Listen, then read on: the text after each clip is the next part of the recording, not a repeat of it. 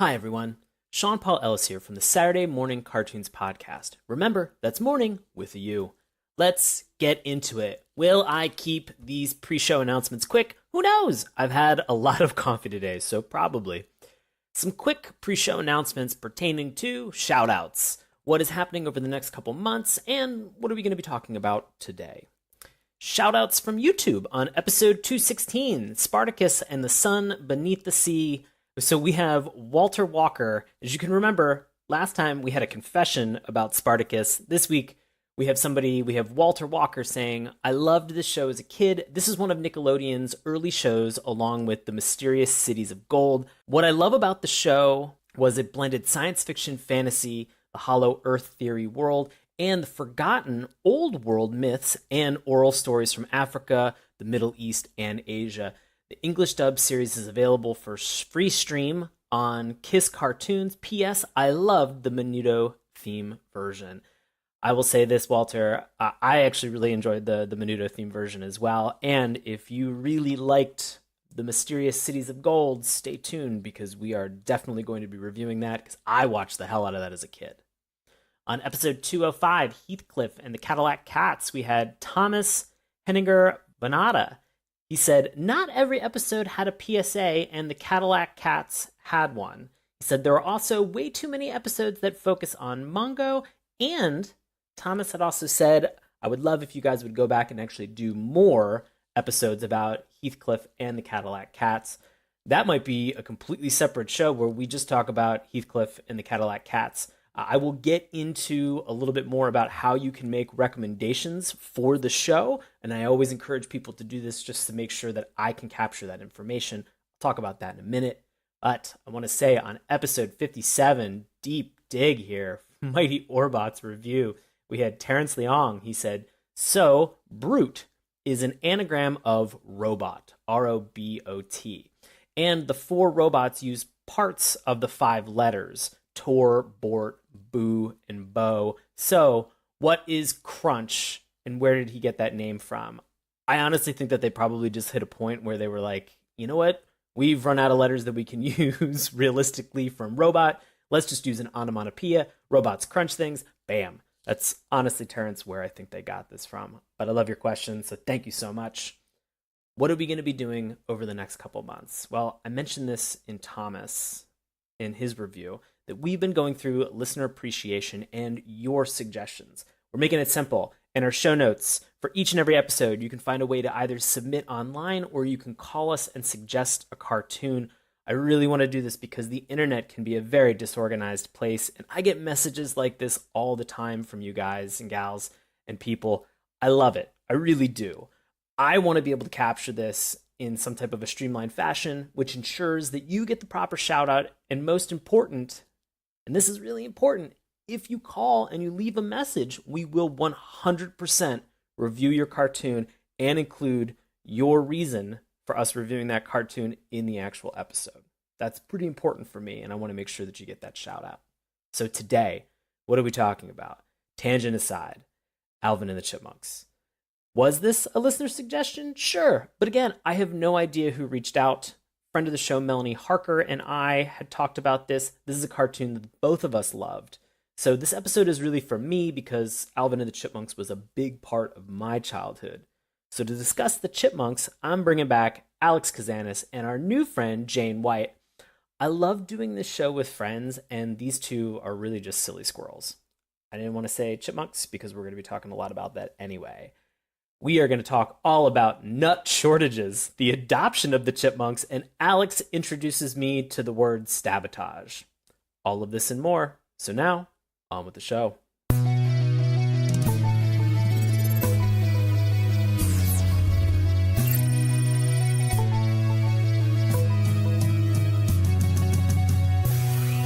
Hello, and welcome to Saturday Morning Cartoons, the podcast that revisits, reviews, and ridicules some of the world's weirdest animated series.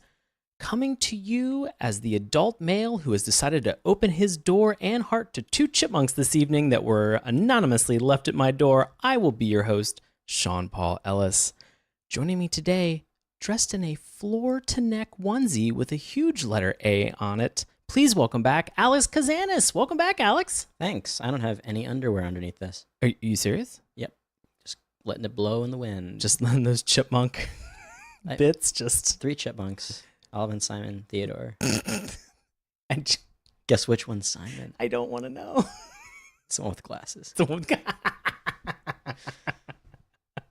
Oh, man. I want to talk to you about this more because this sounds very comfortable, and I like the style that you're bringing back with this, too. Oh, thank you. Yeah, I appreciate it. I also want to welcome, today we have a chipmunk who has been singing Me, I Want a Hula Hoop nonstop. Please welcome, for her first show, Jane White. Welcome, Jane. Thank you for having me. I'm very happy to be here. I'm going to put this down so that we can not have the hula hoop get in the way of the serious deconstruction of this. Everywhere. I was very curious how you were going to continue with the hula hoop the entire show. I mean, I thought it would be kind of a magic feat. At the same time, though, I can completely respect your idea to be able to put it down. Thank you. Yeah, I feel like I can kill one area of my life, let that sit, and then go on and to conquer another. So. Fair. Good. Oh, man. If you did not take a look at what the episode title was for this, and so far none of these introductions have made sense, don't worry about it. Today, we're talking about Alvin and the Chipmunks, the 1983 version of Alvin and the Chipmunks. And so I need to kind of kick this off and understand, because Alvin and the Chipmunks has been in the zeitgeist for so long, for so many decades, very beloved characters. Jane, what was your experience with Alvin and the Chipmunks? So I grew up with a sister who was 2 years older and brothers who were 9 and 11 years older. So Alvin and the Chipmunks is more of the genre of, like, you know, cartoons that my brothers would have been into more so than me. So I didn't ever watch it. I was never somebody who, like, actually saw Alvin and the Chipmunks, like, on the reg. It was something that I'm aware of in pop culture. And I'm also aware of the Chipmunks because we would play our, like, Beatles records on the wrong setting. And we would call it the Alvin and the Chipmunks setting because it'd be like, paperback writer. You know, it'd be like the 45 rather than the normal. So it would just be Beatles songs that you would just play at Alvin and the Chipmunks. Yeah, like quite literally. So my experience with that, my major touchstone is playing the Beatles on the wrong frequency or whatever and having it be Alvin and the Chipmunks version. Perfect. So. Awesome. Thank you, Jane. Mm-hmm. Alex, what was your experience with Alvin and the Chipmunks? Oh, man. So Other than naming your genitals Alvin and the Chipmunks. I mean, yeah, that's just how it is supposed to go. It was either that or just Dave. So I watched Alvin and the Chipmunks pretty much on the regular because I think it came on before Ghostbusters or after Ghostbusters, or I was a Ghostbusters kid. Ghostbusters and Ninja Turtles, and they were around the same sort of... they were on. I'd watch them because they were on TV, like right. I always, whenever I watched Alvin and the Chipmunks, and this is sort of the later era of Alvin and the Chipmunks, like the where they look way more human than actual chipmunk, yeah. Like when they switched animation studios. So they kind of looked funky, and they gave me secondhand embarrassment, and I don't really know why. I think it's because they sang, but all the time. And I just thought to myself, like, no, singing in a show should be, I don't know, more special. Like I was used to Disney movies where, you know, they had songs and stuff, and that was like, you know, maybe 3 or 4 times in the span of like an hour and a half. Right. Not like twice in the span of like 23 minutes. And I think just the high-pitchedness of it just made me be like, oh God, how is this? I don't know, it's just something that made my heart sort of recoil. Oh no. But despite all that, I watched Alvin and the Chipmunks because it was on. So if I'm hearing you right, yeah, it was that segue cartoon, yeah, that, you know, brought you into maybe something that you were more interested in watching. And that's so common that people would kind of hunker down, put on a specific channel, and then just kind of wait and sit. And even if they didn't love the cartoon that was coming on, they would still just watch that entire block, whether it was an hour, 2, 3 hours on a Saturday morning, or even after school, and just sit through it for the one thing that they wanted, but then just kind of continue to sit there and watch. Oh, yeah, exactly. I didn't like Hey Dude, but I would watch it. Are you serious? You didn't like Hey Dude? No, it came on, but in between, I think, Wild and Crazy Kids and Salute Your Shorts, or something like that. It was definitely like after Slit Your Shorts, and the only reason I watched it because I had a giant crush on Melody and Brad. Who didn't? Yeah, so No, I get it. that was the only thing I got out of Hey Dude. I thought it was a boring ass show. Oh my god. I just think that the theme song for me always drew me in. Hey Dude. Yeah, I mean it's a nice theme song. It's fine. It's a little wild and a little strange. Yeah, You know, out here on the when you make your home out on the range. that's it. The only thing I remember is that like watch out for those killer cacti. Like Yep. yeah. And that man eating jackrabbit. Yeah. Yep. Oh, I remember way too much about all of these shows despite not having watched them for a very, very long time. Well, it just means you had a great childhood. I feel like I did. Yeah. Thank you. Appreciate that. You guys, I had a great childhood too. I feel happy that we share that. Yeah, Yeah. Yeah, Good. it's important. it is. Absolutely. Alvin and the Chipmunks was a really big part of my childhood. I watched this cartoon in some iteration, like in resyndication or rebroadcast, like as I was growing up. Part of my Saturday mornings, the movie, The Chipmunks Adventure, Oh yeah, man. was something that I would just watch on VHS over and over and over again. I think my cousins had Chipmunk Adventures and they had Labyrinth, and whenever we would go visit them, over the summer, it would just be those two VHS tapes on repeat over and over and over again. I loved it. It was the best. I had a very big disconnect from all of that kind of culture because a lot of the I missed out on I never watched Labyrinth. I saw it the first time 2 years ago. Wow. I wasn't in a family that watched a lot of TV or movies at all in general, period. So the only entertainment I took in was stuff that I found was intriguing, and most cartoons at that time were male driven and centric, and I didn't give a shit because all the cartoons were male superheroes, and I didn't want to watch male stories because I was creating my own in the woods that I was the hero of. So a lot of the cartoons of that era I have no connection to because I didn't relate to them. And now as an adult, watching them, I still don't relate to them, right? So I have a very strong disconnect with most of the popular culture of that era because it wasn't for me. No, understood. You know? Understood. Yeah, I get that. And I think tonight be very curious to get your discussion on sort of how they tried to potentially appeal Alvin and the Chipmunks to a female audience at the same time. So looking forward to that. There was one part of Alvin and the Chipmunks that I know that I attended with my parents in the early mid 80s. Does anybody remember that they used to do Alvin and the Chipmunk live stage shows? I know that they did that for a whole lot of properties. Right. Yes. I went to. I didn't go to the Turtles one. I went to the Power Rangers one. Okay. With the DC Armory, and yeah, and I thought it was going to be so fun. I had my autograph book ready. I'm like, I'm going to meet the Power Rangers and I'm going to get their autographs, and that didn't happen because it's a fucking stage show with Right. hired actors. I could have only assumed that they did one for the Chipmunks. Yes. You sent a video to us prior. Correct. I watched it. It looked like a shit show, and It was amazing. I bet. It was really amazing because my sister and I and my parents would go together, and I part of the idea behind it was that the Chipmunks had gotten something they would get attached to something and it would give them a state that they called blow dough, which was they were overinflated. Oh no! They were huge. And my sister was young enough that she was still at that age where she must have been maybe 3 or 4.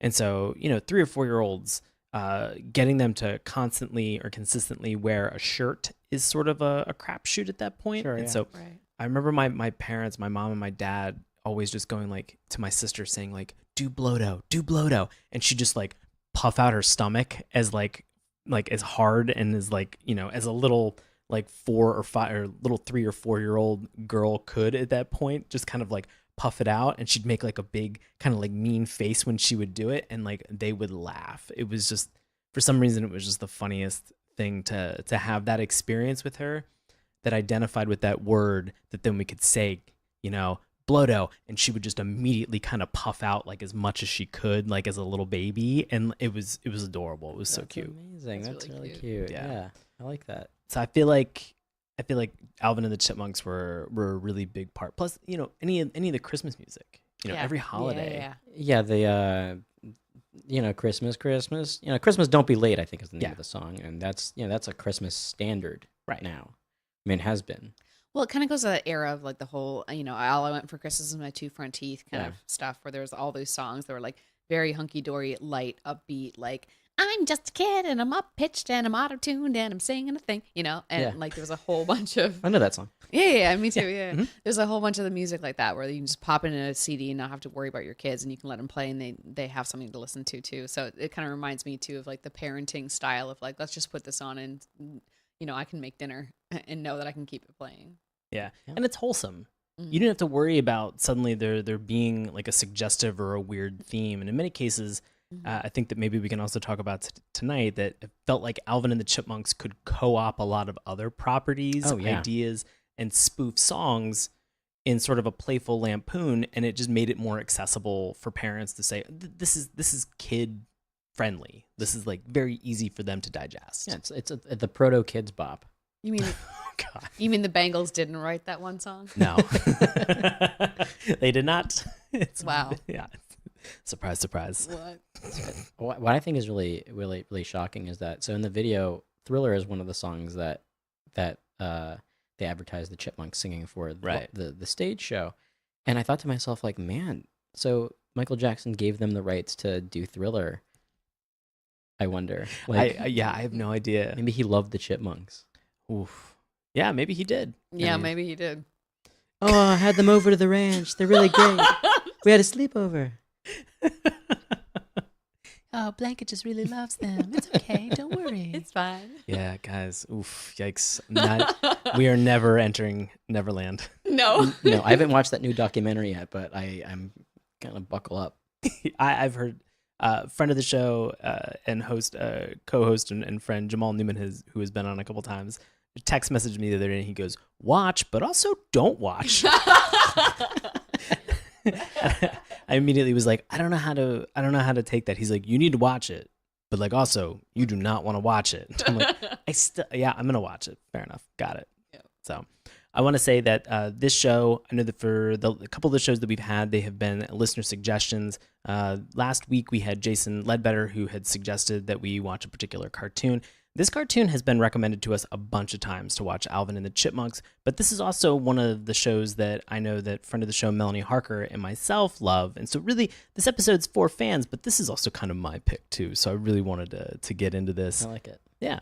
And I will say that if anybody is listening and you're thinking, hey, you know what? They haven't, over 232 episodes right now, talked about and discussed the cartoon that I really want to talk about. That's great. You can call us, 202-681-4406. You can leave me a message. That way it gets included in the episode and you get the proper shout out. Or you can go on any of our social media links. You can click the recommend a cartoon button and you can submit it via a Google form. It's that easy, gang. I get so many recommendations of cartoons that I need to actually watch.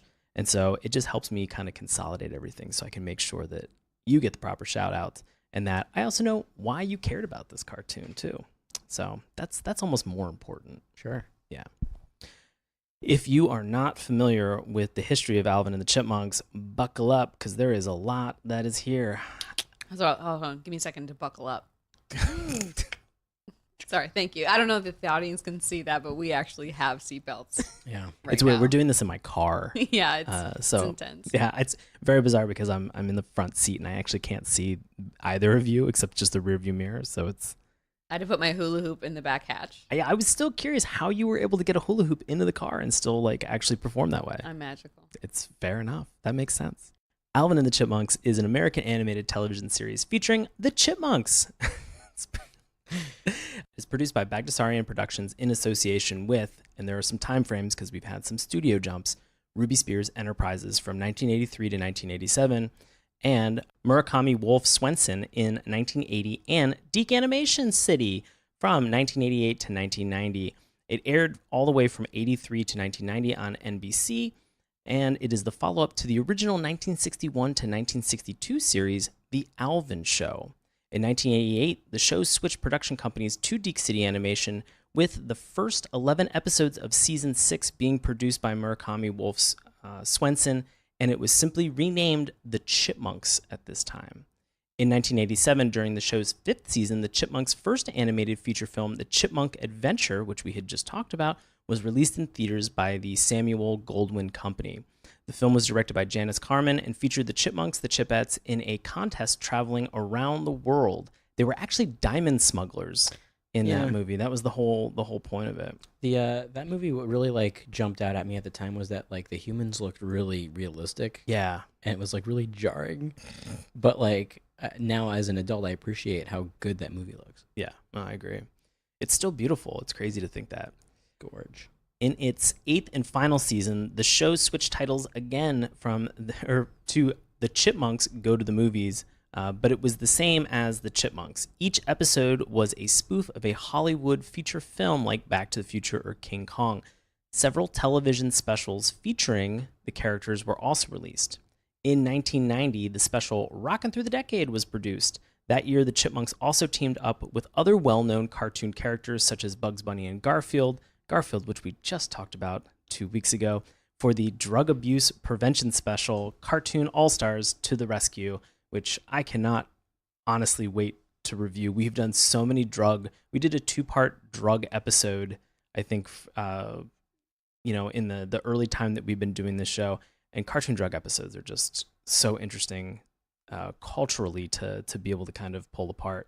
I'm shocked that you haven't done Cartoon All-Stars Go to the Rescue yet, actually. Just we've done all the other drug episodes.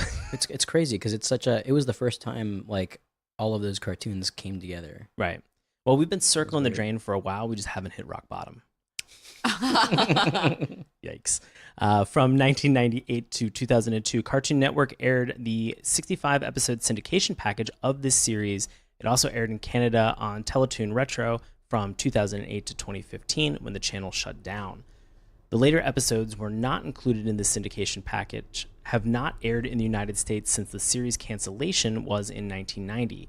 Alvin and the Chipmunks went for 8 seasons with a total of 102 episodes between September 17th, 1983 and December 1st of 1990. It cleared the cartoon syndication mark of getting 65 episodes, which is why they had ended up packaging it for distribution outside of the United States in that 65 episode chunk. There's a syndication benchmark? There's a 65 episode cartoon syndication benchmark, which is very weird because on occasion, if you watch certain cartoons from the 80s, they will have one season, but 65 episodes in that season. And at the end, like when they get to 50, 55, they are recycling animation and cutting clips sometimes in from previous or older shows to make a new storyline. Or they're doing those ever classic, hey, remember that time that we did that thing? Diddly-loo, diddly-loo. Yep, it's good and it's bad. Yeah. But to help us get a little bit more into understanding sort of the plot, everything behind the scenes for the Chipmunks, Alex is going to help us out with this. Sure. It's pretty simple. There are 3 Chipmunk brothers, Alvin, Simon, Theodore. The trio have been adopted and are living with Dave Seville, who is a human, who is a caricature of Ross Bagdasarian, the creator of the Chipmunks in the 1950s. And each show finds the boys getting into trouble and new and unusual situations. The show introduced the Chipettes, 3 female chipmunks with their own human caretaker, Miss Beatrice Miller, who would join the cast in 1986, which was after Chipettes premiered. Right. In the 1983 series, I did not know this, it's revealed that the boy's mother, Vinny, is a similarly anthropomorphic chipmunk living in a nearby forest. One year, a particularly harsh winter had caused a nut shortage. I know exactly what that's like. And the forest dwellers were barely able to forage enough food for themselves. Yeah. Vinny realized that her newborn children would likely not survive the winter and was forced to give them up. She anonymously left them on Dave's doorstep as she had earlier seen him treating forest creatures kindly. Well, way to judge a book by a cover. Way to just drag the whole Jesus. show down with this. God. No, it's important because I think a lot of people always ask, like, what is the origin of Alvin and the Chipmunks? Like, where do they come from? Yeah. You know, did Dave have sex with a squirrel? Thank God he didn't. It's a valid question. Yeah. Yeah. I mean, I don't want Honestly, to put it like, past him. yeah, I would be like, I was sort of wondering that too. Like, why do they look like that? But They're not chipmunks. Chipmunks have a stripe down their back. Like, I'm sorry. Can we talk about that? Like, chipmunks have a stripe down their back. and tails. And tails. Right. Okay, sorry, continue. Well, if you got a large onesie on, you can't really tell. That's true. You can't tell anyway. So the boys were. She did return a couple of years later, but seeing that they were happy in their new life with Dave and decided to leave things as they were. The boys were unaware of their origins until they asked Dave during an argument over their exact birthdays. Dave was unsure as Vinny had never revealed herself to him, but the boys investigated and eventually tracked her down. That's an episode that I want to see now. Yeah. Yeah. I think the main thing is that I've learned from this recap is that, one, I'm going to start using the word nut shortage more often, and two, I can never hear that without just hearing Alex just laugh in the background. Sorry, guys. We're trying to add levity to a real grave situation about just a forced adoption or just abandoning your kids. Yeah. I mean, she did the right thing. I mean, she was like, well, they're not going to survive. I will. But, I mean, nut shortage. I mean, but the Chipmunks have proved now that, like, they eat more than just nuts. I mean, Theodore eats everything. I mean, if you think about it, that is inherently the idea of adoption in the first place. There's some parent, for some reason, whatever it is, they can't take care of the kid, and there's some other parent for some other reason that can. And, like, end of the day, doesn't really matter, right? True. Like, they have a loving home. Yeah. That's the most important thing. Absolutely. And that's what we learned here, too. Yeah. Nut shortage. Wow. It all comes together. Yeah. Also, one of the most important things, theme songs. That's right. Can't Theme have a songs. cartoon without them. We judge everything by the theme song. We want to get into this. I feel like I've written an entire thesis statement over the course of the show, and just in terms of the actual theme song and just breaking and dissecting these down. Jane, I want to start with you and just check and see what was your opinion, what was your reaction, what did you like, what did you not like about this theme song? So the theme song plus opening montage was very reminiscent of kind of DuckTales, which I loved watching the DuckTales. That was something that I really related to. And it's all these little boys running around getting all these little adventures, and they crash their little spaceship, and somebody comes and saves them, and Scrooge is diving into the money. And it was very kind of like, here are us doing all the things we could do. So seeing these little scenarios in which they could like have fun and explore their worlds is very imaginative. And it kind of gives this kind of opening thesis statement of like, hey kids, this is a place where you can use your full imagination and go to these crazy places. And so I think it's cute, but it's so high pitched and jarring. You can't actually hear what they're freaking saying. Right. So like the entire time I was like, and you're like, speak English. I don't know what you're saying. Like, what are you saying? What is this? Like, I don't know. I had a hard time just understanding, like, what are you trying to convey to me? Because it's so high pitched. I was like tuning out. So yeah, that was my impression. I was like, I want to like this, but I'm like leaning away from it at the same time. No. I understand. Look, you know what? Theme songs can be, in many cases, sometimes very polarizing. So if you did not like the theme song, never be upset about not liking a theme song. It's, it's sort of that first impression, that visual auditory first impression that you have for a cartoon. And so, there are some times where it could be decades and I put something on and I immediately recognize and sing along with all the words. And there could be other times where I'm just like, oh no, did I used to sing along with this? Because this is embarrassing how bad this is. And it's like when you're a kid and you realize a sex song is talking about sex and you didn't when you were a kid. And you're like, oh no, I always knew that they were about sex. Really? Oh, I never did. What's sex anyway, guys? I don't. You know what? We're gonna do another podcast, which is just gonna be called Jane and Sean Explain Sex to Alex. So you take your Simon. Okay, I'm listening. We should take this offline. Well, speaking of that, like, where do babies come from anyway? Like, what's the deal with that? Someone just drops them on a doorstep, and you're like, "Aight." I mean, this is how I learned where babies come from. Yeah, I mean, squirrels just leave kids on doorsteps, and then after a harsh winter or during a harsh winter, weird anthropomorphic chipmunk people. Yeah, named Vinny. That's how it happens. Yeah, Hey, I'm Vinny. Oh man, my kids, they're gonna die of a nut shortage. I gotta leave them on this doorstep. My name is Vinny. Oh man, it's a Vinny voice. Alex, what were your impressions of the theme song? Well, I've heard it before. I've heard it before. It's a glowing recommendation. So casual. No, like it's NBD, the Chipmunk theme song. The thing that always stood out to me about the Chipmunks theme song is the synth, like strong, prevalent synth music. And because it just sounds like one person doubled over singing, and I rather liked it when I was a kid. But I all of my memories. Doubled over. I'm picturing somebody literally doubled over singing. Sorry, continue. I mean, yeah, I mean that's how you get your voice that high. You have to really really destroy your diaphragm. Yeah, I have a lot of memories of drawing while this song was playing, like in the background, because Chipmunks was on, so I'm just gonna draw and also kind of watch it. The animation is really great. I love how fluid and weird and squishy they all are. Yeah. Which isn't really indicative of the show at the time, but then when Deke or the other Murakami. Murakami 3-name Yeah. production studio that took over. MWS or whatever I guess you'd call it. The Chipmunks got a lot more.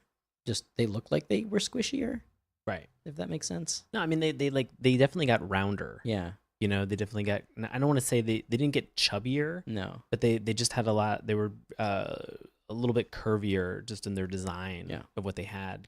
I mean, to contrast that from like the 61, 62 Alvin and the Chipmunks, who are like almost like straight lines. Like they are like weirdly pencil, like straight and thin, and you're just like, huh, but there's always been sort of that like quick movement back and forth.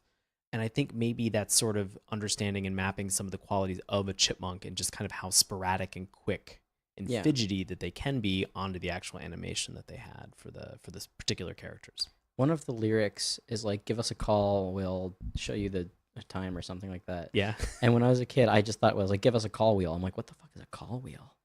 Like, it's just I didn't understand all the lyrics because of partly what you were saying, Jane, because it's high pitched and that's just how they talk. But that lyric just always got stuck in my head, and then I was rewatching it, and I was like, oh yeah, the call wheel part coming up. This is coming from somebody who watches a lot of anime and sees theme songs that are like a minute and 30. Yeah. Generally, this might be a little long for an American cartoon, and they even pad it out by going doot doot doot doot like at the end. Yep. But that song is it's a theme song that resonates a lot, like when I think about cartoon theme songs from my childhood. So no, absolutely. I mean, this was one of the theme songs that when I put it on, I immediately began singing along with it. I remembered all the lyrics. I didn't remember the cheese wheel or the call wheel. That was not a problem. I really got into it, and being a little bit more critical, I really liked the fact that this was something that was dedicated animation. This wasn't necessarily animation that you were going to see in the rest of the show. right. In many cases, I felt like there was less jank animation in the theme song because it was that dedicated animation, because they were trying to make that great first impression, as opposed to some of the episodes, which maybe it's where we were streaming it on Dailymotion or the standard definition quality that they had, but there was definitely some jank that we can talk about in the animation quality. Sure. But the theme song felt very fluid. I love the fact that you sort of indirectly received an audible roll call, like the Alvin, Simon, Theodore. I love that. You got that's one of my favorite things, and I agree with your point. It felt very imaginative. The scene where they kind of like are transitioning between different locations, where they're kind of like in the water, and then they're on a surfboard, and then they're in a studio with like a box fan. That, for some reason, that is so notable to me, that transition that they did. I love that. And the moment it came on, I was like, oh, I still love this. I really enjoyed watching it. And for me, it was a definite earworm. Like, this is something that after all that time, I can just pick it up. And I'm probably going to be humming or singing this, much to my chagrin, for the next couple of days, because I'm going to be doubling over trying to destroy my diaphragm to get that high. It's funny you brought up the roll call thing, because that's like something that's super prevalent, especially in the 90s. It get worse, I think. Not worse, but just like, hey, let's name all 80 characters, even though some of them are not great and they'll show up once. Like Animaniacs is a really good example of this. Watch the Bots Masters intro that they have as a cartoon. That one is atrocious. But this is like this predates that a little bit, because Turtles had that too. Tiny Toons, like all the Warner Brothers shows had that. Right. But that's how you know it's like a cartoon from that period of time. There's a roll call. Got to know the characters before you watch the show. You got to establish what their names are. That's it.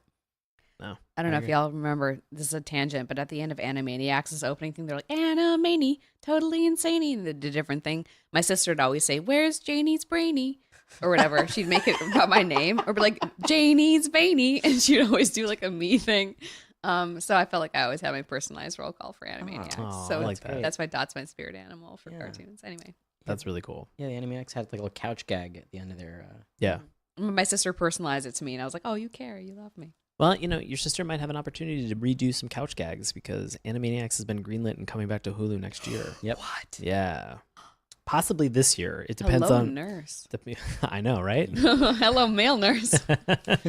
You just call it a nurse. Yeah. No, but that's what Dot did that one time. I know, right? Don't even get me started. Yeah, no. It is I think that they're just continuing. Like they're just going to kind of make fun of potentially the fact that the show stopped and now it is just continuing like nothing ever happened, where I'm sure that they're going to provide meta commentary on that. Yep. So and Jane is making a money symbol at me, which that just proves the fact that like if you throw enough money at a problem, you can reboot a cartoon very quickly. So that's always the case. I wanted to check because we talked a little bit about the fact that there were multiple animation studios, and for tonight's episode, we watched one specific episode, and we had a bonus episode, which is fun because it kind of is that the Chipmunks go to the movies era of when the cartoon was on television, so very late season of the show. And so we did this to kind of contrast a little bit about the animation style. And so I wanted to ask Jane, what were your impressions about the animation style for Alvin and the Chipmunks? Like the original or the newer? You could start with the new. I think there's a something more. There's like a weird. You can relate more to a character when it looks more human than otherworldly. And I think a lot of the newer animation style with them made them rounder, made them differentiated from each other a little more, gave their more like faces a little more personality. So within what they were doing or saying, they were more expressive facially, and you could kind of get a better feeling of what they were feeling by looking at them. And whenever we have that kind of door opened, it's more comfortable. But then on the other side is the uncanny valley of these a little too human of chipmunks. So they had that really pulley, cuddly, like I feel like nice and I can see what they're feeling and I feel like more of an emotional connection. But at the same time, it's a little like, yeesh, because their voices are so high pitched. You're just like, this is so unreal. So it hit that uncanny valley for me. Okay. No, understood. Alex, what were your impressions about animation style for Alvin and the Chipmunks? Yeah, I thought it was really cool that I got to go back and forth between the two. Just so casual about it. I've heard it before. I know the story. I've seen the song and dance.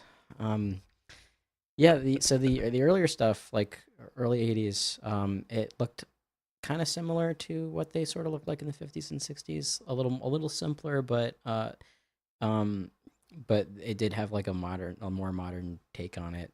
And then as they got like Jane was mentioning, more human, more round, and that actually, I don't know, like.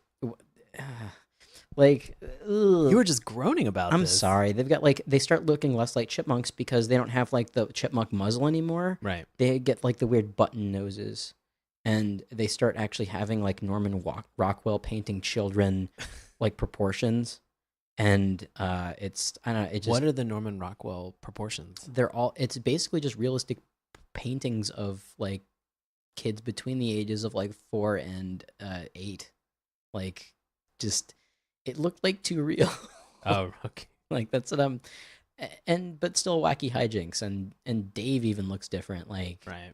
Dave is a lot more expressive with his face, and Oh man, Dave. Oof. that guy needs to Old fucking Dave smoke some versus- weed.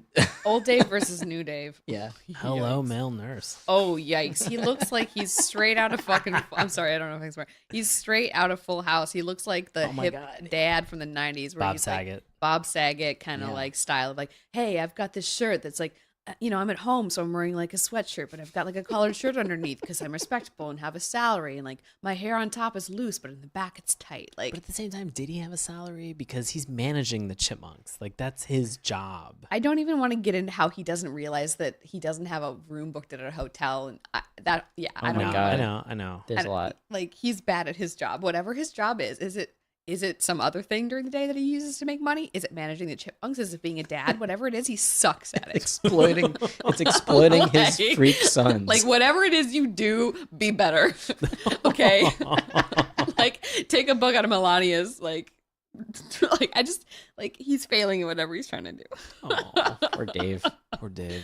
Well, I mean, he gets so pissed like at the drop of a hat, and like, God, just you can just tell in the later episodes too.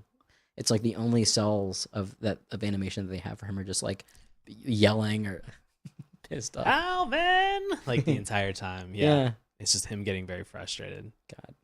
Any additional thoughts about animation, Alex? I was actually really surprised at how little was recycled. Yeah. Even in the early stuff, like the Ruby Spears Mr. T episode. Like, Yes.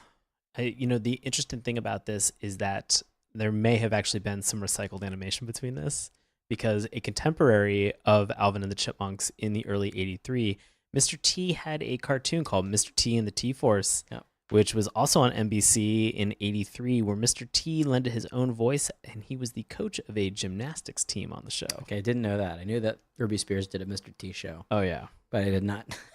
He's a Coach T. Coach T.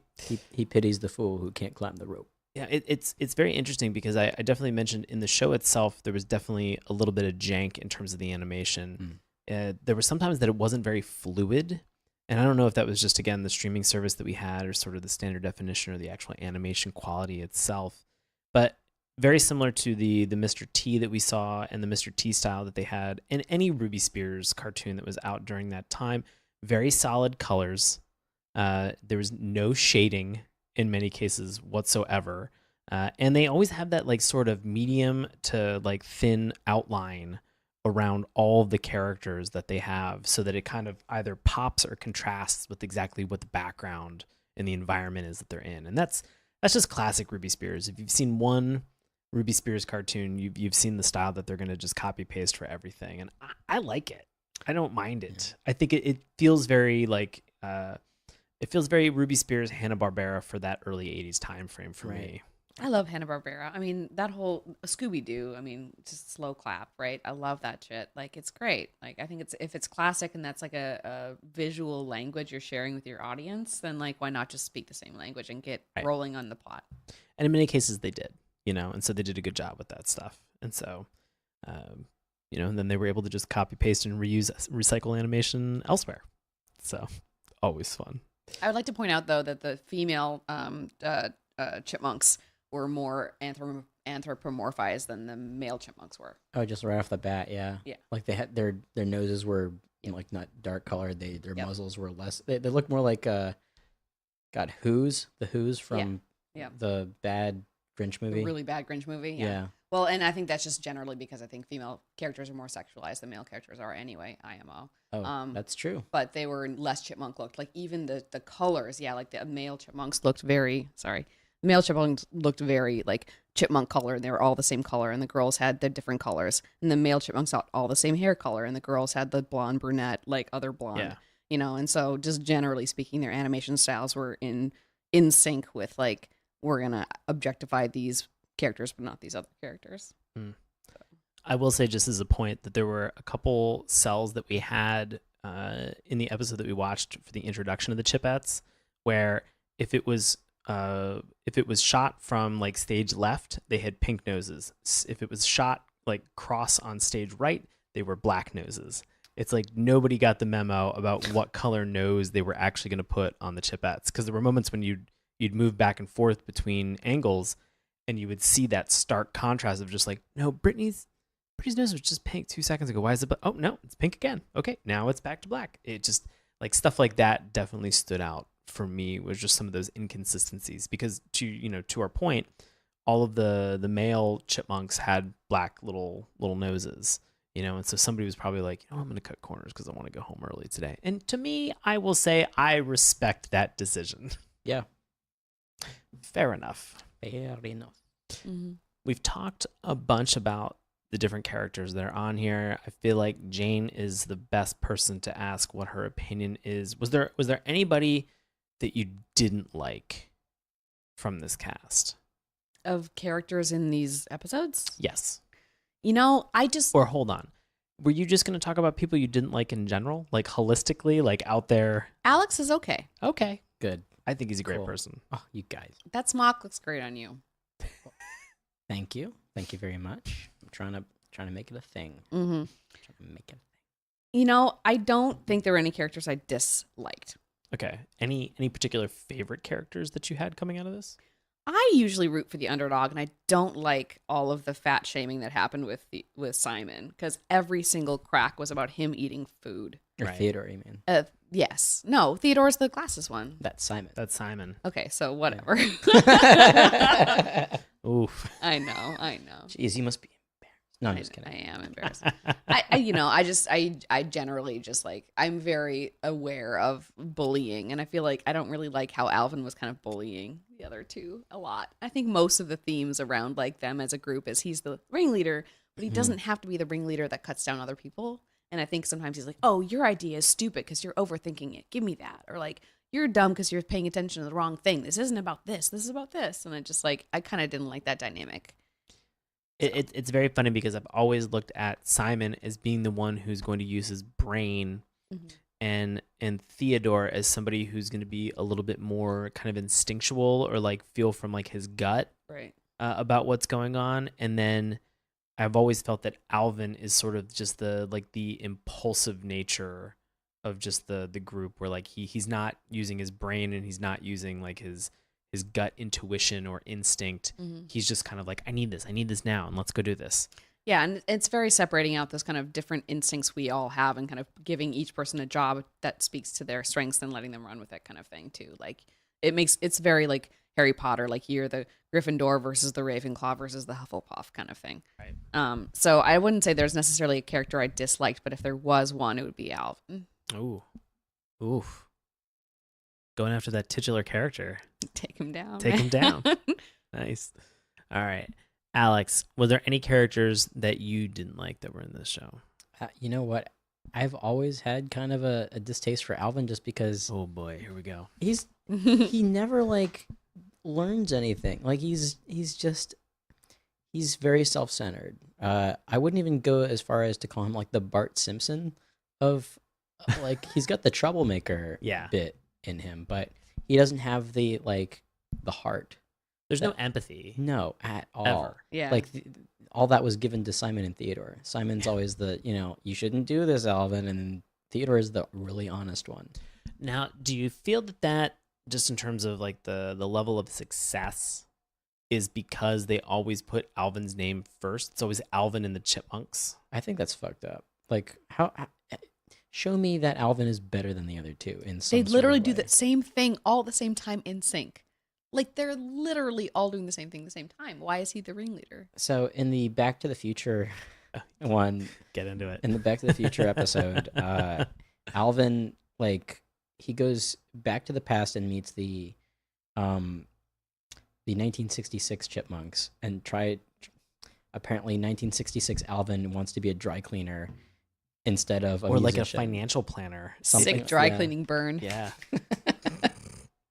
Yeah, and Alvin's like, no, you should be a musician, and it really gets into the heart of Alvin's character because both Alvins are like really stubborn and self-centered, and they just want everything to go right for them. They don't care about the other two really. Right. I think that was it was a good episode to watch for that. There was a moment just to kind of like put a bow on it where Alvin says something. He's like, if you don't go back and do this, we will never become famous. And would I lie to myself about this? Yeah. And in that moment, I was like, oh my God, this is like the fucking hubris.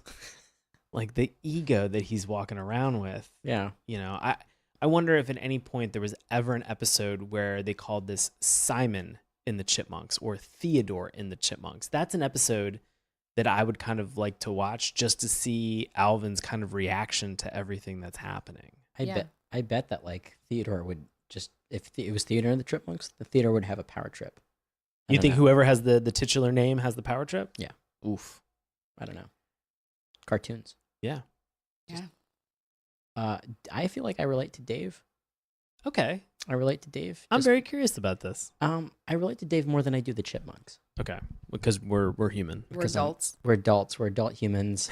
Because you're a And 60s, 90s sitcom dad. Thank you. Oh my God. I think I've waited my entire life to hear that. You're just a Patrick Duffy. Hey guys, what's going on? I just got out of the shower. What's wrong? It's been a dream sequence the whole time. That's right. Yep. Gonna get Dallas. Yeah. Always gotta get Dallas. So Dave, I just feel his frustration. Like I would be as frustrated as him. I don't think I would be as short fused as Dave is. Sure. But yeah, I mean that's basically where it lies because these characters they're not very complex characters.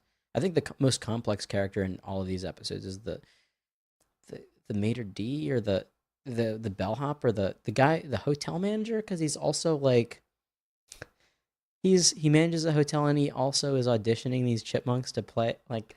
Oh my God, that character caused so many problems for me. The entire time I was pulling my hair out being like... Like, it's the ancillary characters that, like, that really get me. There's that guy, and then there's the teens that just steal shit for no reason, and then their clubhouse is a fort. It becomes like a castle defense game. But it's somebody's actual house. It's an abandoned house. It's a huge abandoned house. I'm just assuming it's where Stephen King's It took place, like where Pennywise was located. No, I'm not even joking. That's probably like... And who the F is Clyde? Okay. Why is he have a time machine and he's messing around these chipmunks? Clyde Crash Up? Crash Up. Yeah, it was... who is the scientist who has a time machine in the Back to the Future spoof that we had watched for tonight? There's so much crazy stuff that's in here. All these adults are so bad at adulting. All of them suck. Every adult. Why did Mr. T not just go call somebody's parents to deal with this problem? Well, Mr. T's got to deal with it the way that Mr. T deals with it. Those are the rules, Jane, and I don't make the rules. All right. Well, I noticed that he was having a T-bone steak, and of course he was. I don't know if you guys noticed that, but the second I saw his plate, it was like, it's going to be a T-bone, and then I saw his plate, and I was like, yes! I did not notice that. I did not notice that. Of course it's a T-bone. Did not notice that. Yeah. We are now at the point where we could talk a little bit about the plot. We're not going to go beat by beat for this, but I've put together about 5 or 6 questions that I think relate to some of the concepts and themes that we had for this episode, and I wanted to get your input on them. Great. So for this first episode is really broken into 2 segments, and in the C-Team segment that we saw, which is just... Again, I feel like I can never say that without nut shortage and just C-Team. There is a moment where Dave gives up a family heirloom, a pocket watch, so the kids can take this to school to present for show and tell.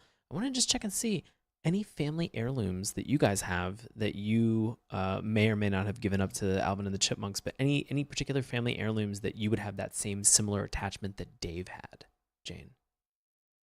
Oh, when you first said that, I don't have it currently, but I was allowed as a child to take a very important family photo to school and bring it back home, and I was given the trust to do so. But it was my grandfather, who was born in 1907. He lived to be like 95. He was an awesome dude, and he had a family. Oh God, I'm gonna say this wrong. Like 11 or something siblings, like a big old Irish Catholic farm family kind of thing.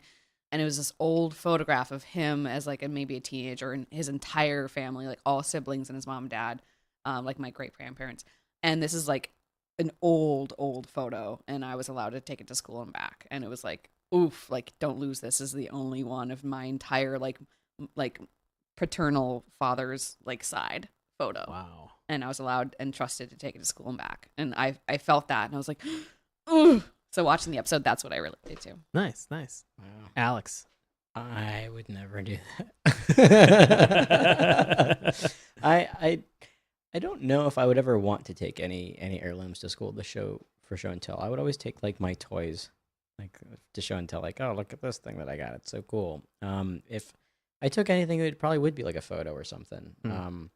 Photo of my family or something like that. But an heirloom, like I don't know.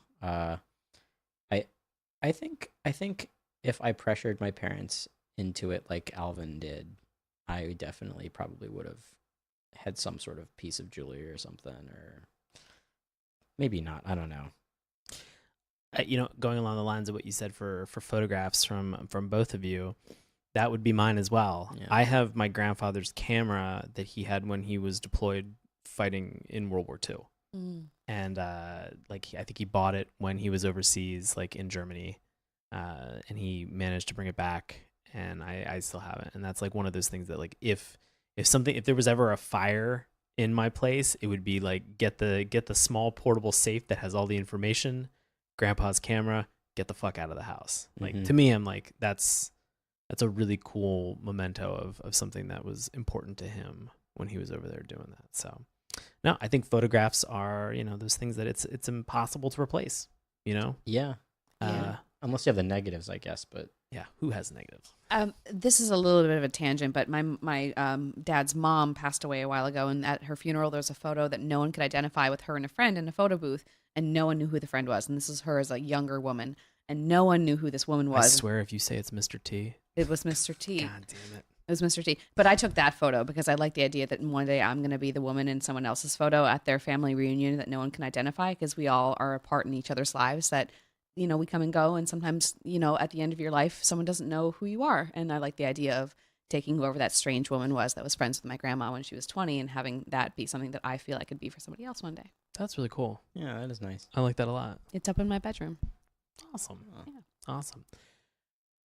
I want to say that we've joked a lot about Mr. T so far, but I want to know, if you could have a celebrity cameo in any cartoon, who would be that celebrity? Doesn't matter about the cartoon. Who would be that celebrity cameo that you would have? Janelle Monáe.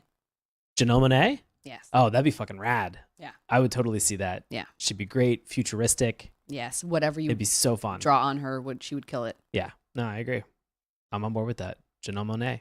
Alex. God, this is a tough one just because there's so many these days celebrities are in Everything. So I probably have to go back now, and think what celebrities haven't done a cartoon. And what's funny is that I want to say Vincent Price, but he was in 13 Ghosts of Scooby-Doo. He was a cast member. Yeah. But somebody I don't know, Christopher Lee you know what? No. Matt Berry. Matt Berry is my choice. And just because he has an amazing voice, for those not in the know, Matt Berry is a British comedian. He had his own sketch show called Snuffbox. He was in the It Crowd. He is currently doing something right now.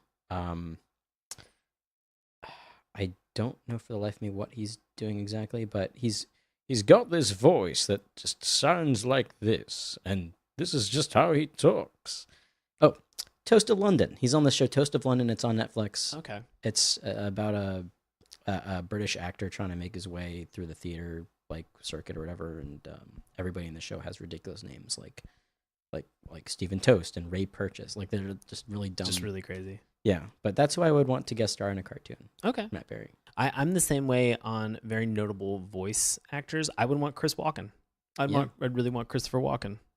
I think he would be the perfect person to have on something like that, because everybody would know it, and you could just put Chris Walken in ridiculous situations. His version of I Want to Be Like You that plays during the end credits of Jungle Book is the best version of that song that has ever been recorded or will ever be recorded.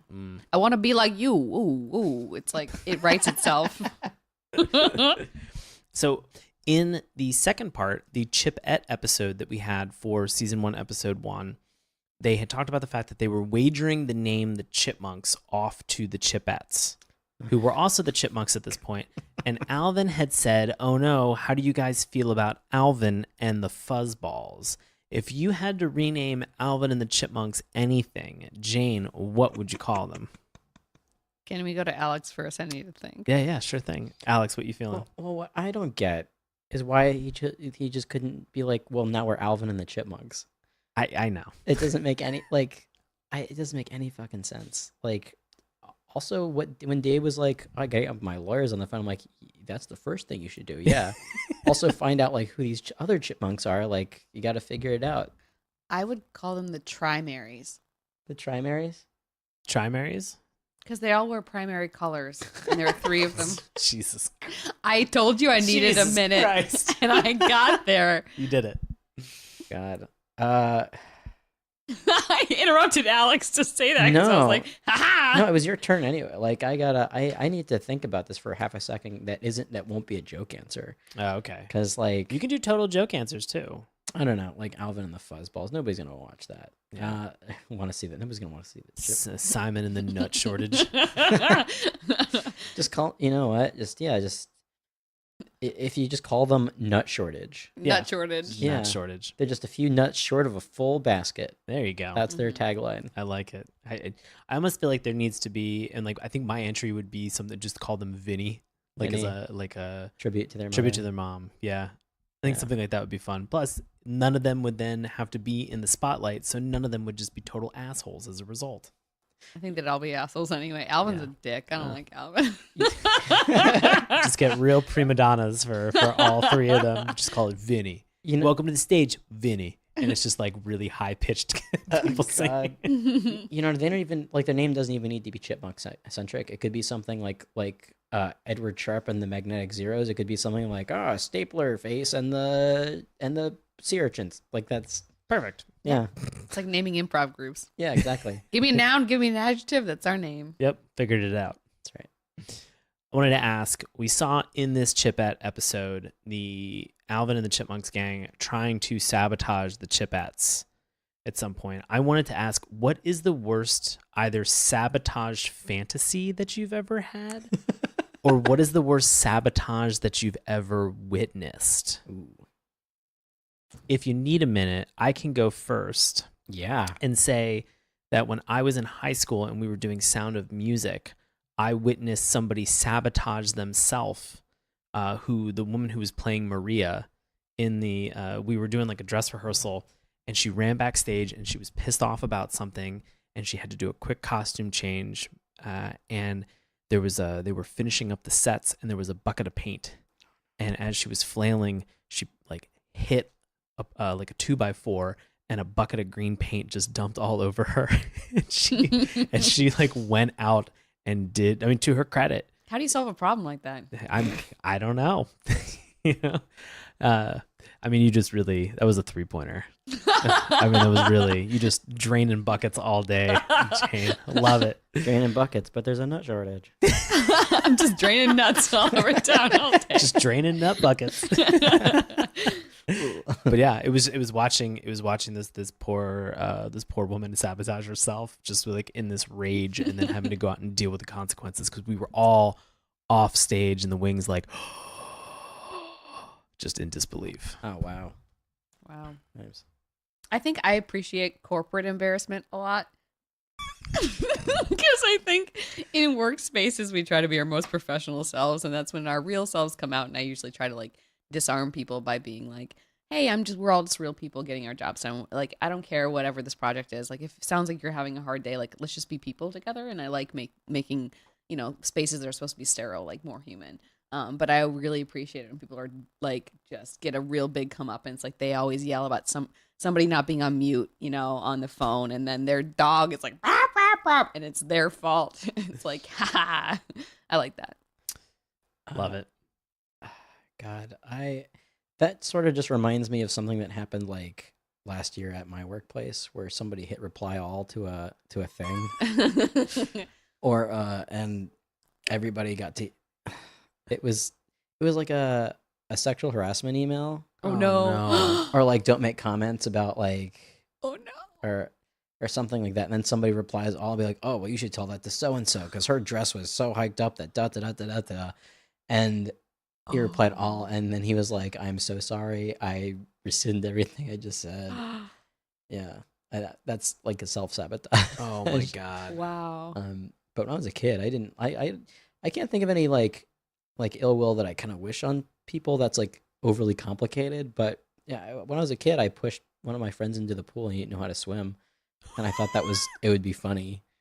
And then my dad jumped in and saved him. Oh God. I effectively almost murdered him. That's a life lesson. Yeah, and I was a groomsman at his wedding, and we joked about it. So we're cool, obviously. Good. But that's my way of sabotaging, almost murdering Wow. a child. Oh my God. When No. I was also a child, so it was fair game. Understood. So, If you were to take a BuzzFeed quiz for Alvin and the Chipmunks to find out which chipmunk or chipette you were, who would be the result of this BuzzFeed quiz? Jane?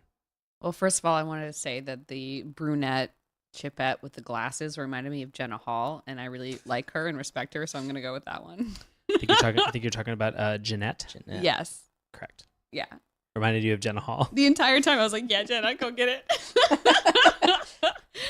Can I just talk about there's a scene in that episode where they, sitcom style divide the room into, His and hers. in twain, yeah. And Simon and Jeanette are fighting over a pillow that is like in the middle of the room. Like, what are you doing with the pillow though?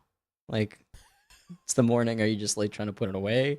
Why are you fighting over that? I'm so angry about the entire premise of they had a show booked and they had a room booked and the boys are like, oh, this must be ours. And they come in and then the women have to defend themselves in their own spaces against their own show in their own room. Like, why? Yeah, no, to your point, Dave is a bad manager in this instance for yeah. not even realizing that So the premise of this is that they are driving past a hotel. They see the Chipmunks playing Tomorrow Night on the marquee. Dave goes to himself, I didn't think that I booked this, but I guess I must have. So they stop at the hotel. They go in, receive what they believe to be their hotel rooms, and then they're commenting on the way to the room saying, it was really weird how the way the maitre d' looked at us when we checked in. Well, yeah, because the Chipettes were already in that room. So they barge in and effectively try to kick out the Chipettes through like a series of of fun shenanigans, which are not super fun. They're like, like this is us. To the Chipettes' point, they are from Australia. They may not have known about, I guess maybe copyright laws for the Chipmunks, and let's be honest, this was 1983. It's not like they could have Googled to say, are there other groups called the Chipmunks that are out there? So they have this show, they book a show, they get booked, their name's on the marquee, they book a room, they have a room. These boys waltz in, they get the keys to their hotel room, and then the manager says, you have to fight over your own damn room, and it's not my fault. And then he says, oh, your show's up for grabs too? Great, you have to fight for your own damn show you already had booked. And I have no idea why the boys just didn't go into Dave's room and stay with him. Where did he sleep? That was booked up, right? Like, that was part of it? There was no nut shortage that night. No. Oh, Not in Dave's room. Dave's like, okay, boys, you guys go over there. This is Vegas, and anything that happens here stays here. yes. I mean, Anyway, I'm sorry. I derailed us. No, not at No, all. no. I kind of wanted to talk about this shit too, because during this whole bit of hijinks where they're trying to sabotage the girls' show. Did you say sabotage or sabotage right there? I swear to God, I heard you say sabotage. I did say sabotage, but it was completely by accident. But now I wish it was on purpose. That's our, yeah. I tried stabbing. That's what they should be called instead of the Chipmunks, the Sabotages. Sabotage. There's this pie, right, that they throw on Brittany that's just black stuff. Is it ink? They said it was It was blueberry. Blueberry.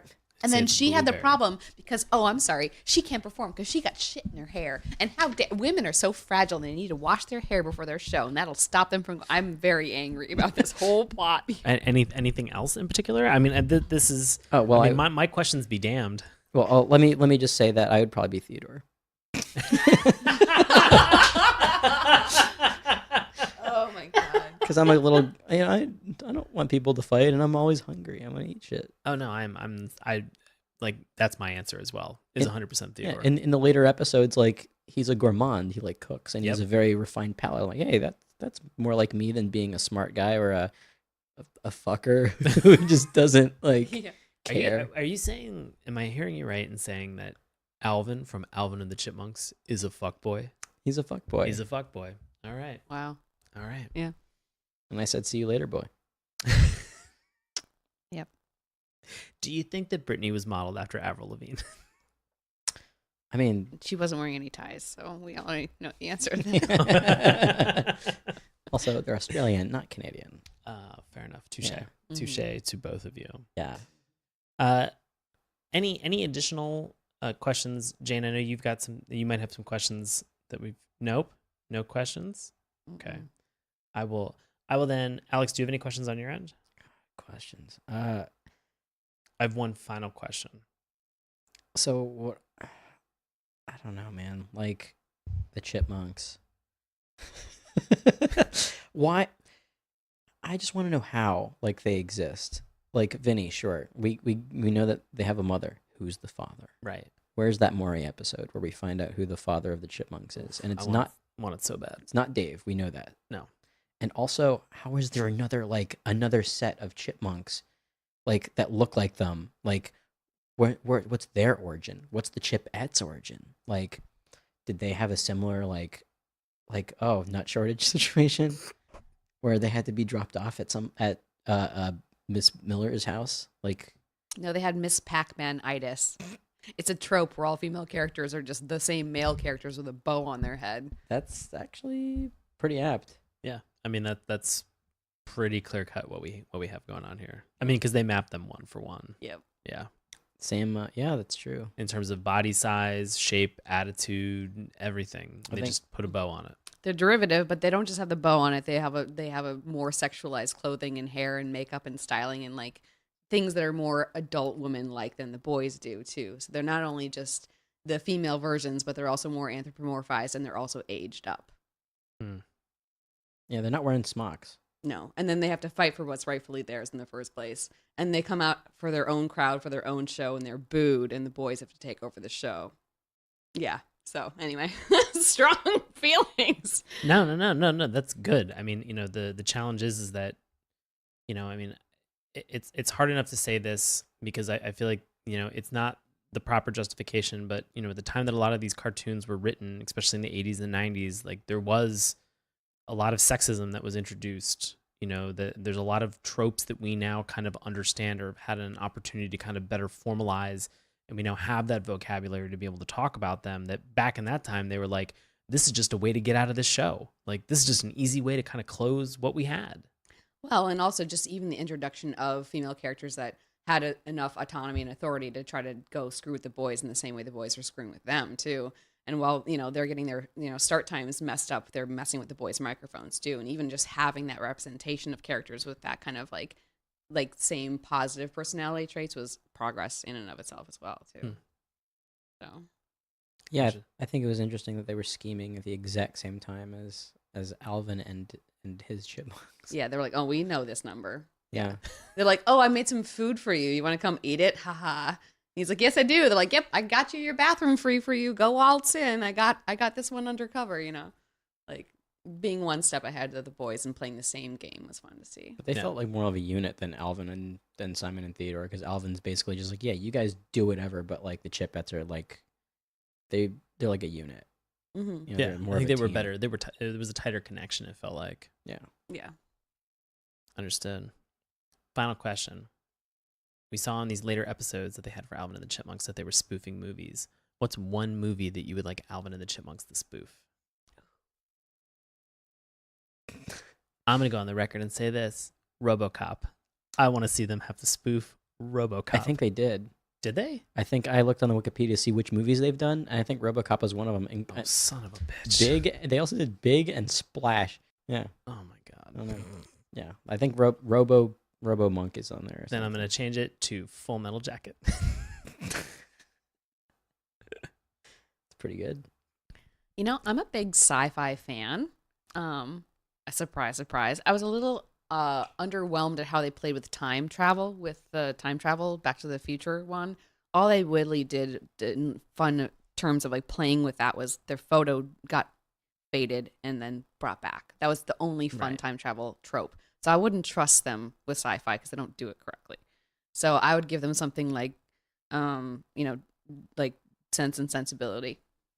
Some Jane Austen kind of stuff or whatever. Okay. Let's give them some Pride and Prejudice. Let's see what they do with that. Okay. All right. Let's give them a period drama. Alex, any final thoughts on a movie that you would have the Chipmunks spoof? I want them to do like a David Lynch movie, like Mulholland Drive or Blue Velvet, like something that they definitely should not be doing. Yeah, let's toss them way in over their heads. Yeah, you want a challenge? I'll give you a challenge, or Holy Mountain, like something really like fucking off the wall. I think they'd be very good at doing something like a Spaceballs. I would like to see them try to do Spaceballs because I think it's like goofy ball humor that they can knock out. Oh, sure, yeah. Yeah, but let's challenge them. Let's get them Right. to do any Cronenberg movie. Yeah. Let's get them to do Naked Lunch and see how they live in that. Yes. With just weird body horror the entire time. Yes. Caligula, like chipmunks do Caligula. Yeah. That'd be terrifying. Yeah. It's funny you mentioned Full Metal Jacket though, because I was telling my girlfriend about this, that episode and the premise of chipmunks going to the movies, and she's like, "Did they do Full Metal Jacket?" So yeah, very very good pull. Nice, perfect. Again, it's like I want to make them work for it. If they're gonna go back and they're gonna do something, like I want to make it challenging for them. I want to see them do that. Oh man, good times. So we have talked a lot about what our opinions are about these shows. We've talked a lot about what our opinions are for Alvin and the Chipmunks so far. But hey, guess what? You listening right now? Yeah, you rascals. Oh my God, do you have opinions? And you love to post them on the internet. So now we are going to hand this over to longtime listener and friend of the show, Bobby Anthem, for this week's Love It or Hate It. Bobby, take it away. This week's Love It is titled, I Loved This Show When I Was a Kid, by our old friend Dudis. I want to do a whole show with nothing but Dudis reviews.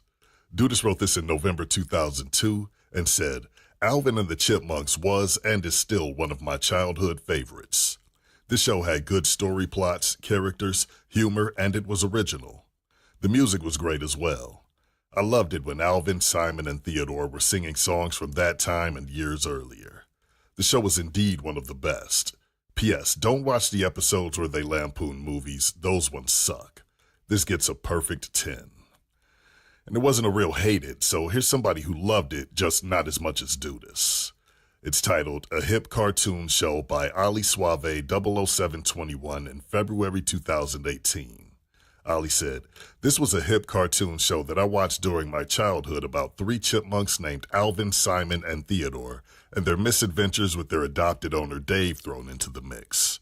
I've always remembered Alvin to be the adventurous one, Simon to be the brainy one, and Theodore to be the cuddly and thoughtful one.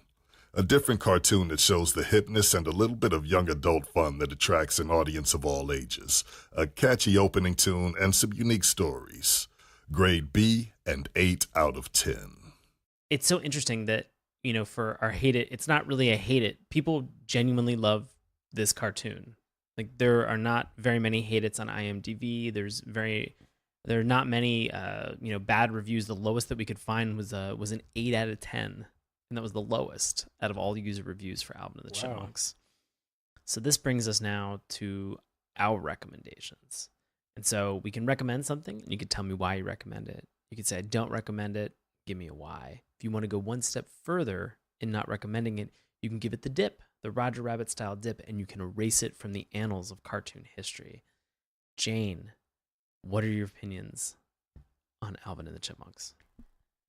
I like Alvin and the Chipmunks. I think it has a lighthearted, rollicky children's mentality. And I think they try to play from a playfulness of kids. Like, they don't care that they're going to hitch balloons onto a box and lift it up and steal a trunk and run away with it. And you don't care much about the A to B to C. They just get right to the action and they get to the fun. And they're trying to teach you lessons like don't bully or whatever. Right. And I think positively, the messages at the end of the day are positive takeaway messages.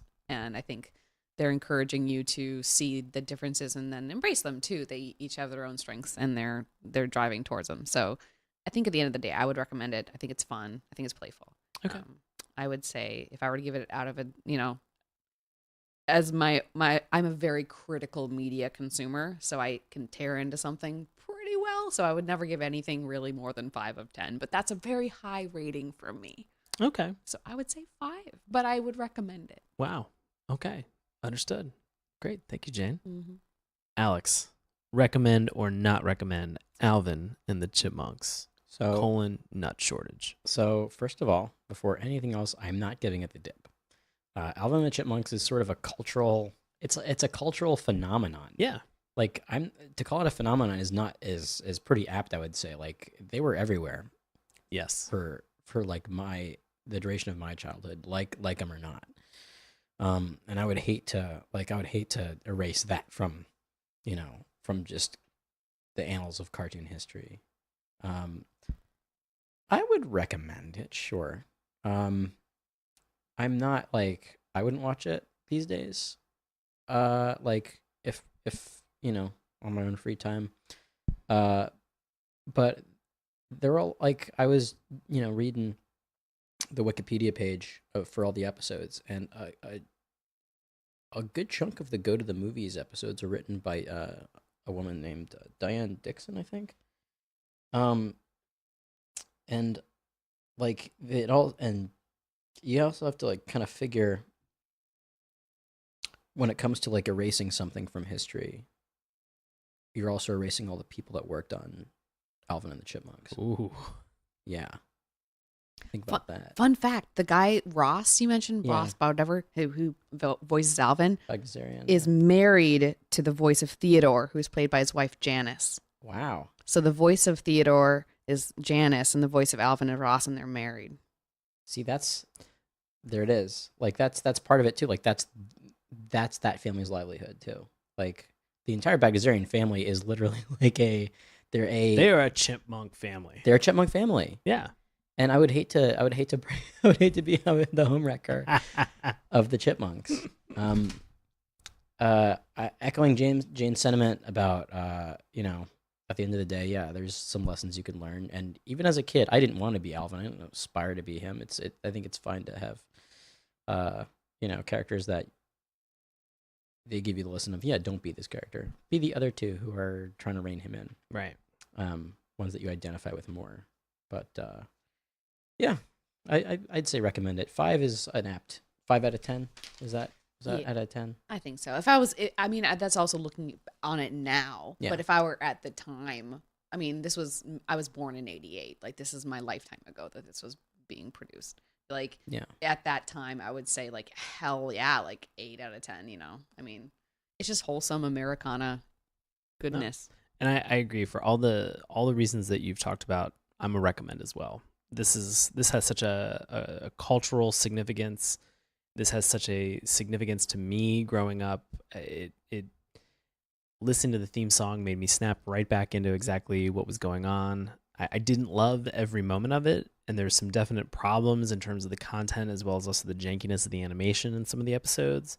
That being said, I still really enjoyed it. Would I go back and continue watching this? Probably not. Would I throw Animaniacs dollars at this to reboot it so they had to spoof all the weird hard movies that we talked about tonight? Yeah, 100%.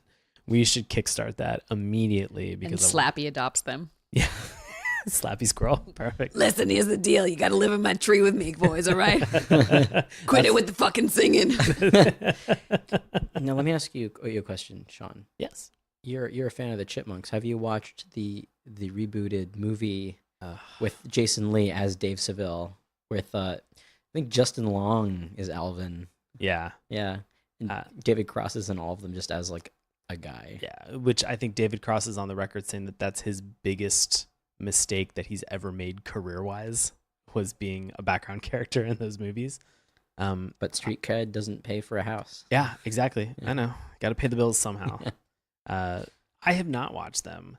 I enjoy them and the titles of the movies for the same reason that I continue to make the Tokyo Drift joke, is that like every single subsequent Alvin and the Chipmunks movie has to have some form or some pun in the title of the word chip. It's like Chipwrecked. Yeah. Or like, I forget the other one. It's like vacate. The road chip. Road chip. Thank you. That's it. Yep. And so I love the fact that that's a component of it. And so I laugh about them every time I hear and I see them. But have I seen them and will I see them? I'm not going out of my way. Should be one where Alvin turns 21 and they call it chip-faced. Oh my God. I really want to see that. I'd watch that. Oh, I'm 100% on board. Oh, so good. Jane, Alex, I want to thank both of you for coming on tonight to talk Alvin and the Chipmunks with me. Thank you so much. Jane, I wanted to check and see, what do you have going on? Where can the good folks find you on social media? Oh, yes. The good folks can find me under my own name on most social media platforms. I don't necessarily have anything to plug right now beyond the very exciting upcoming Starship Odyssey show, which is Yes. a WIT produced show. It is being directed by Colin Murchie and Denny Johnson, and it's going to be up at WIT in July, August, June. Those are the months out of order. That's how time travel works. Space sometimes isn't necessarily chronological, folks. It's perfect. Yeah. And Denny has been on the show twice now, and so we're hoping to have him back on the show closer to the actual time that you guys are premiering your show as well. So I'm looking forward to that. Yeah. Alex, what do you have going on? Where can the good folks find you? Gosh. Well, you can find me on Twitter at dude ! All one word. You'll find my musings. I talk about One Piece a lot. Probably because I'm on the One Piece podcast that you can listen to on the podcatcher of your choice each week. I also co-host another podcast monthly called Toho Yaro, which is a Japanese film club podcast. Me and a couple other guys get together. We watch a Japanese film, and then we talk about it book club style. Catch that on podcatcher of your choice. Both podcasts you can listen to on Spotify now, so really easy to find. I have a shitpost Twitter account called Weeb Simpsons, where I combine Simpsons memes with anything anime or just Japanese related, just period. So check that out. How did I not know this about you? Oh, did you not know that? I don't think I did. I also don't know this. I need that handle so I can follow it. Oh yeah, it's at Weeb Simpsons. Perfect. How do you spell weeb? WEEB Okay. Simpsons, all one word. And We will be linking all of this in the show notes, so don't worry great. about writing this down. They will be there. I can't wait to check this out. Awesome. Yeah. There's one for every occasion basically. Perfect. And of course, check out Starship Odyssey whenever we roll that out. Yeah. You guys heard him on this week's episode, our friend Bobby Anthem. Go find him on Twitter at Bobby Anthem. Send him a message. Show him some love. He is simply the best. As for me, I perform live improv comedy with a group that's called Nox. That's NOX ! We perform with Washington Improv Theater. You can find tickets and times with dc.org. You can always find me on Twitter and Instagram at Sean Paul Ellis. Want to support us here at this show? Just tell a friend. Review us on Apple iTunes. It's that easy. You can slide into our Twitter DMs at Morning Tunes. That's morning with a U. You can check us out on Instagram and Facebook at Saturday Morning Cartoons. Drop us an old-fashioned email, saturdaymorningcartoons@gmail.com. You can find all of the links and everything that we've mentioned on our link tree, which is in the link for all of our social media sites. And you can always find our episodes on YouTube, Apple Podcast, iTunes, Stitcher, Google Play, Spotify, wherever fine podcasts are sold. Thank you so much for listening, and we will be back in 2 more weeks. And I feel like I kind of want to go out with like a doot, doot, doot, doot, doot, doot. Can we do that? Like Yeah. on 3? I think we do 1, 2, 3. Doot, doot, doot, doot, doot, doot. Thank you guys. We'll see you soon. Hey, everybody. Thanks a lot for listening to Saturday Morning Cartoons. Now, if you'll excuse me, I have to transform and roll out.